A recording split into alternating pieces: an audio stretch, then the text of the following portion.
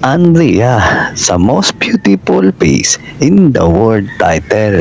Sobrang nakakahiya. Alright.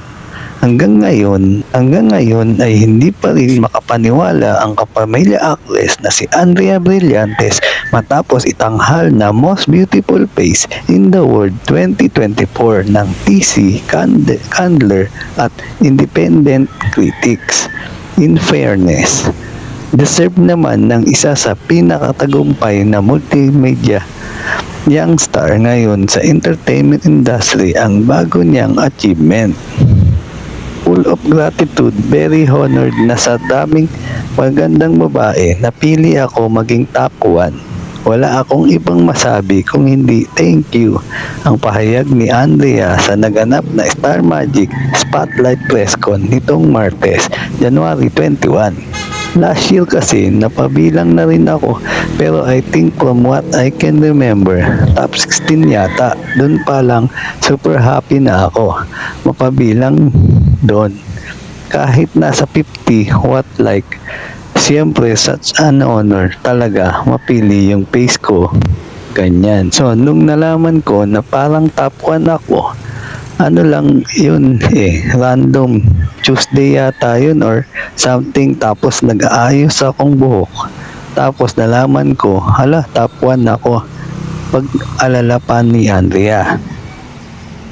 Tapos, tiningnan ko agad sarili ko sa mirror, tapos top 1 ka? As in talaga? Talagang tuwang-tuwa ako.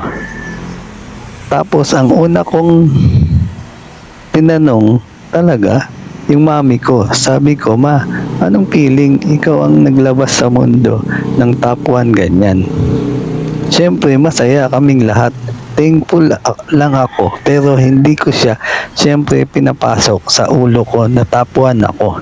Siyempre ang saya niyang pagbiruan lalo na with my friends kasi the day na nalaman ko parang pupunta ako sa friend ko, siyempre puro asaran lang na parang hindi naman pero happy lang talaga ako.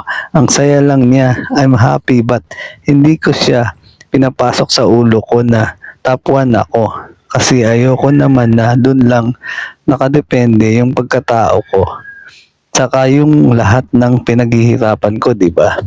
Iba pa rin lahat yung bilang artista ako tapos naging top 1 ako. Nakakahiya siyang pag-usapan. Grabe, sobrang nakakahiya ang natatawang saint pa ni Andrea.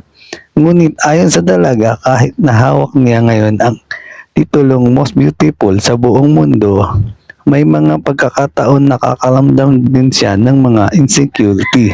Hindi naman kunyari maganda ka, iba yung insecurity sa outside mo and hindi ako perfect, walang perfect. May mga days na hindi ako ganun ka-pretty. May days na nagbe-break ako, out ako.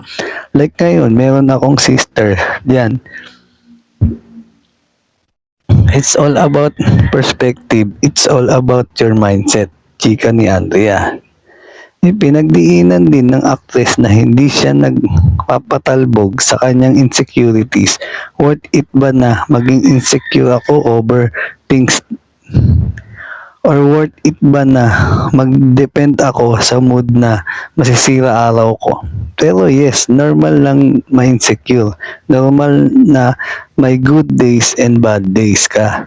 Samantala, itinuring din ngayong youngest celebrity CEO si Andrea matapos ang matagumpay na launching ng sarili niyang make-up brand noong 2023. Happy pero may pressure kasi nga youngest, ang hirap din niya. To be honest, nabagets ako pero CEO ako.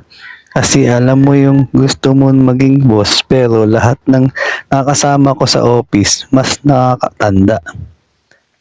Kaya kailangan marespeto pa din ako.